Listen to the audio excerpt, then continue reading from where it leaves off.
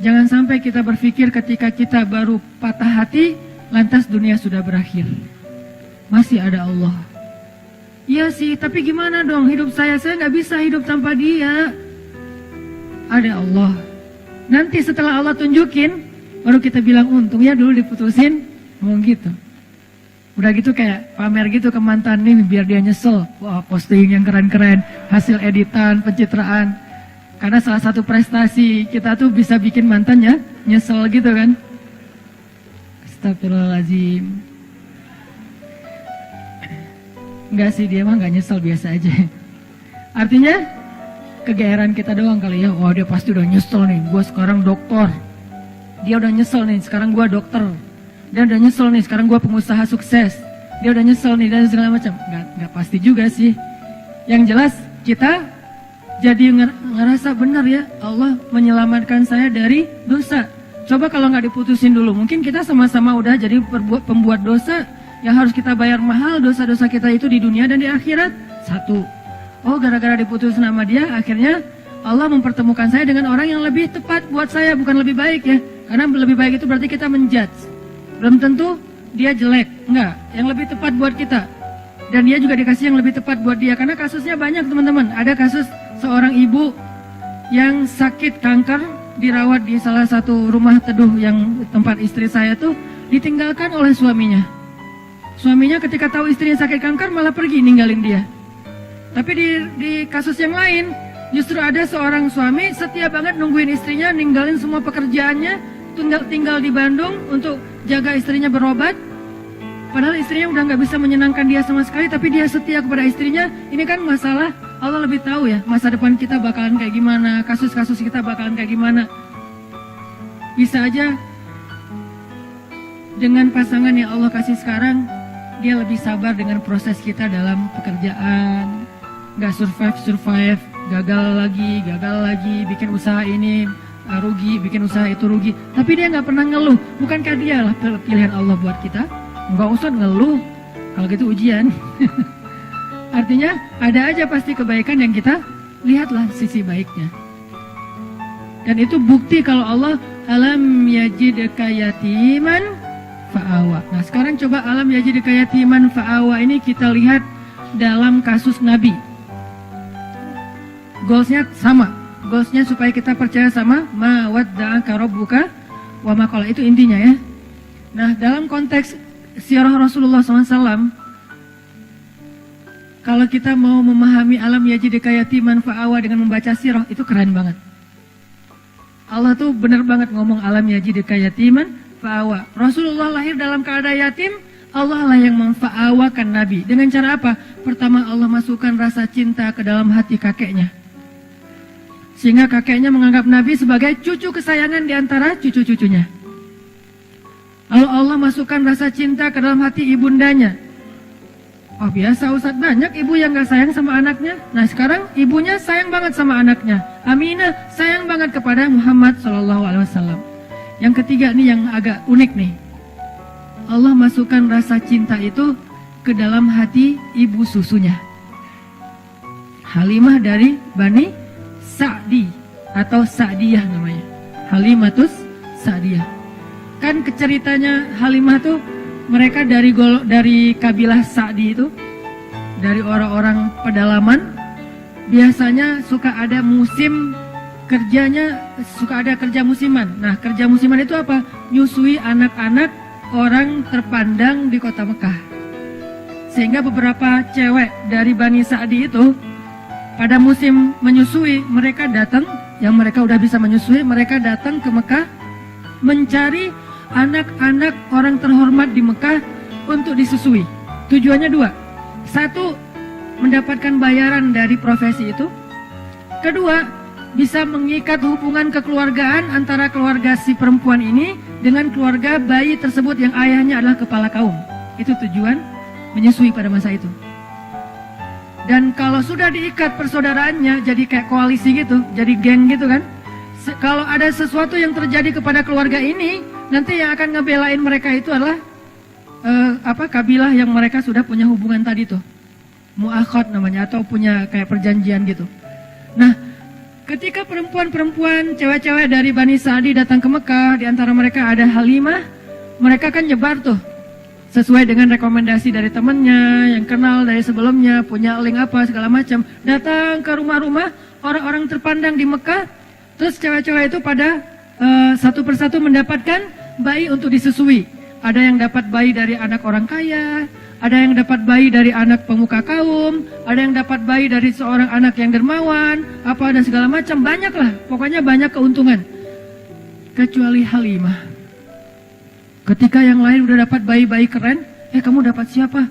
Saya dapat anak kepala suku itu. Wah, beruntung sekali kamu. Berarti keluarga kamu sekarang punya ikatan dengan suku yang paling kuat. Kan keren ya? Pertama bangga, kedua nggak ada yang berani dengan keluarga ini karena dia punya link kepada kabilah yang kuat. Kayak gitu berlaku dulu tuh.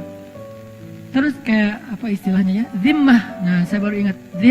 Zimmah. Jadi punya jaminan dari keluarga itu. Jadi nggak ada yang berani.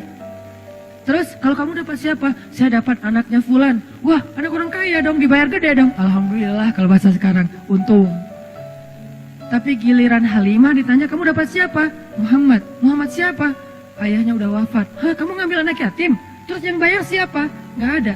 Hah, kasihan banget sih kamu, gitu kan ya kalau bahasa kita ya. Halimah diantara ibu-ibu susu yang lain seolah-olah kesannya dapat yang paling tidak menguntungkan. Tapi ternyata kebalikannya. Kenapa Halimah kok memilih Muhammad di antara banyak anak bayi yang ada di Mekah? Karena begitu ngelihat Muhammad, Halimah langsung jatuh hati. Itu namanya fa'awa. Allah yang menjadikan Halimah jatuh hati kepada Rasulullah. Langsung jatuh hati. Akhirnya Halimah nggak peduli anak ini yatim atau enggak, nggak peduli dibayar apa enggak, nggak peduli keluarganya kuat, kabilahnya atau enggak. Yang jelas saya sayang banget sama anak ini. Itu yang Allah lakukan dengan Halimah. Dipeluk oleh Halimah. Bahkan Halimah memperlakukan Nabi Muhammad kecil lebih baik daripada ibu-ibu susu lain memperlakukan bayi mereka karena dibayar, karena profesional. Kalau ini bukan profesional, ini cinta. Lebih dalam daripada sekedar profesi. Dan kayak gitulah cara Allah melindungi Rasulullah. Seandainya Rasulullah punya harta waktu itu, seandainya ayah Rasulullah masih hidup waktu itu, maka Rasulullah mungkin akan dititipkan kepada ibu susu profesional. Tidak sekeren Halimah. Tapi berhubung dia nggak punya harta, berhubung dia ayahnya udah meninggal, berhubung kakeknya itu nggak bisa membayar ibu susuan, akhirnya yang muncul, yang menyusui Muhammad kecil, justru seorang perempuan paling baik di antara semua ibu-ibu susu yang ada waktu itu. Yang paling ikhlas, yang paling tulus, yang kasih sayangnya paling besar, yang paling sayang kepada Rasulullah karena nggak ada motif yang lain. Ini cara Allah tuh keren banget ya. Kalau cara kita, nah gimana nih? Kasihan anak kita nggak ada uang, kasihan anak kita nggak ada kabilahnya nggak kuat, kasihan. Itu kan cuma logika kita. Ini namanya ilmiah. Tapi ada robbaniyah, ada logika ilmiah, ada logika robbaniyah. Kalau logika robbaniyah apa? Alam yajidka yatiman fa'awa. Itulah yang kita berlakukan dalam hidup kita kadang, teman-teman. Kadang-kadang kita kan pakainya logika ilmiah ya. Gimana nanti kalau sakit nggak ada jaminan? Gimana nanti kalau udah lulus tapi nggak ada jaminan? Gimana nanti kalau ayahnya meninggal terus nggak ada warisan? Gimana? Ikhtiar mah ikhtiar aja. Cuman iman nggak boleh ngikutin ikhtiar. Dia terpautnya ke langit. Ikhtiar itu di bumi. Udah aja yakin sama Allah. Alam yajidka yatiman fa'awa. Saya anak tukang pangkas tapi kuliah di Mesir. Saya anak seorang ibu yang cuman ibu rumah tangga, punya warung kecil di depan rumah tapi nggak pernah untung soalnya dimakan sama anaknya semua tuh, semua dagangan. Jual apa? Mak, boleh ambil? Ambil. Jadi kerjaan kita tuh makanin warung emak. Jadi nggak pernah untung. Yang ada rugi. Kok bisa kuliah di Mesir? Bukankah alam yajidka yatiman fa'awa? Allah punya banyak cara. Bisa aja Allah kasih caranya dengan saya ada sedikit prestasi dalam bidang tarik suara gitu. Musabakoh maksudnya. Bidang musabakoh kayak alhamdulillah pas tampil bukan karena saya ngajinya bagus, kebenaran musabik itu mutasabik. Peserta yang lain asal tampil serak wae. Yang ini serak, yang ini salah baca. Ya udah alhamdulillah menang ya. Bukan karena bacanya keren, karena yang lain lagi nggak fit. Walaupun didoain juga sih, ya Allah serak dong please. Pas ngaji,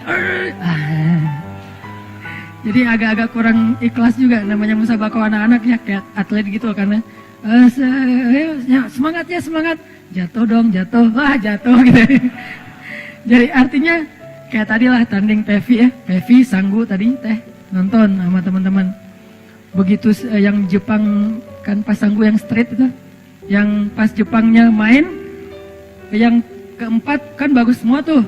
Landingnya bagus, sempurna, skornya 8,7, tinggi-tinggi gitu. Pas yang kelima, oh ya Allah jatuh beneran. Wah, akhirnya kita kayak bahagia gitu kan, lawannya jatuh gitu kan. Berarti Sanggu bisa naik nih. Sanggu juga jatuh. Jadi kita doa, orang Jepang juga doa. Tapi sama-sama karena mungkin bukan masalah ibadah, ya Allah yang menentukan yang terbaik. Tapi ala kulihal, overall sih keren, pride. Barakallah buat Sanggu dan Pevi. Streaming, mudah-mudahan tetap semangat. Oke, balik lagi intermezzo. Teman-teman, jadi Allah memilihkan untuk seorang Muhammad kecil, ibu susuan terbaik, justru dengan cara apa? Gak punya modal, gak punya pengaruh, akhirnya dapatlah gak punya ayah, malah dapat ibu susuan terbaik. Kalau masih ada ayahnya, kalau ada modalnya, kalau punya pengaruh, pasti yang dapat itu ibu susuan yang ada maunya. Ini cara Allah, teman-teman. Alam yajidka yatiman fa'awa. Selesaikah di situ? Belum. Selesai era susuan, bahkan Allah memilih untuk Nabi itu tempat beliau tumbuh dan belajar bahasa adalah tempat kabilah yang paling baik. Karena ada beberapa ibu susuan dari kabilah yang banyak, Allah pilih untuk Rasulullah kabilah Sa'diyah. Kabilah Sa'diyah ini apa? Yang ngomong bahasa Arabnya tuh paling lekoh. Yang ngomong bahasa Arabnya paling lekoh di antara orang Arab. Yang paling ningrat gitu kalau ngomong. Saya pernah jalan sekali ke New Zealand. Belum pernah ke London sih, jadi tahu Britishnya lewat New Zealand. Kalau ke Singapura kan beberapa kali lah ya. Bukan karena banyak duit, bukan. Karena transit. Ke Singapura beberapa kali lah ya. Dengar scene English kan beda banget ya. Dengar scene English tuh kayak nggak pakai aturan, nggak pakai grammar, nggak pakai apa, nggak ada lekoh-lekohnya, apa gitu, santai ngomongnya. Tapi terus ada bahasa Inggrisnya American lah, orang Amerika yang slang kayak gitu-gitu. Begitu dengar anak-anak New Zealand kecil-kecil gitu, 4 tahun, 5 tahun ngomong bahasa British, itu lekoh banget, minggat banget, jadi kayak nonton Harry Potter gitu. Dengerin aja mereka ngomong lekoh kayak gitu, kok bisa ya lidahnya gitu ya? Ngomongnya gimana sih? Itu anak Indonesia banget loh, wajahnya etnik banget, mukanya Indonesia banget, gak bisa ditipu. Tapi pas dia ngomong, itu udah kayak dengerin Harry Potter. Lekoh banget. Ngomongnya what-nya aja tuh gimana gitu. Ngomong no-nya aja kayak dibuat-buat gitu. Tapi kalau kita jadi lucu ya, kalau mereka keren.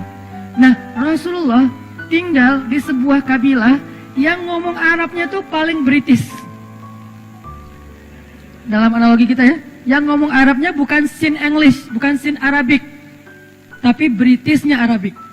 Yang paling lekoh, yang paling ningrat, yang diksinya itu yang paling tinggi, sehingga Nabi tumbuh dengan bahasa yang seperti itu di Bani Sa'diyah. Ini skenario dari Allah. Wa wajadaka alam yajidka yatiman fa'awa. Kalau sekolah kayak gitu mahal. Sekolah Arabik yang British banget mahal tuh.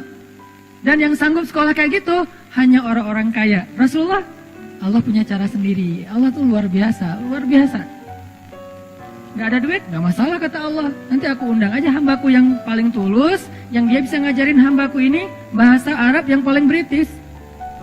Arab yang paling British, ini jangan di-cut ya, jadi salah paham. Arab British apa maksudnya Ustaz? Maksudnya elegan gitu.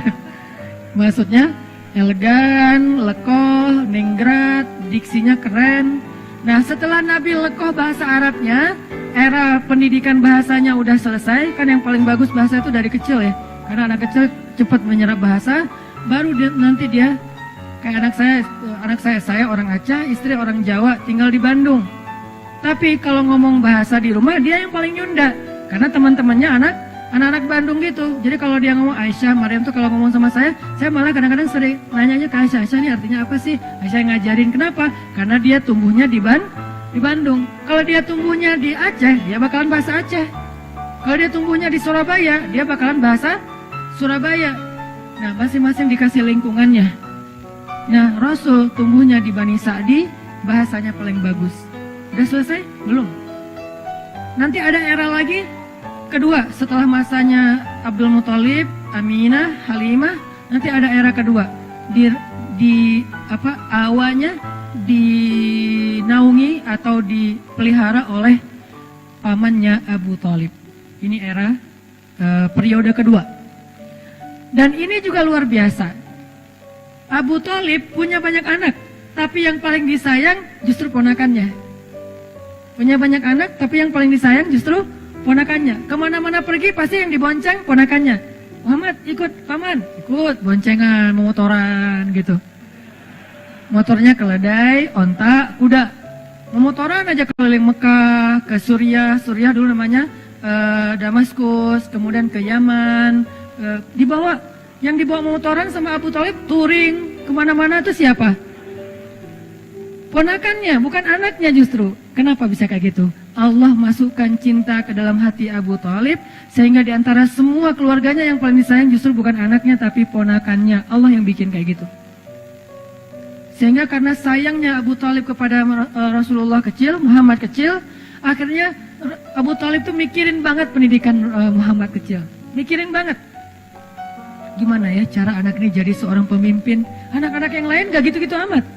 Tapi yang ini difikirin, sama kayak seorang ayah mikirin, nanti dia SD-nya di mana yang bagus ya?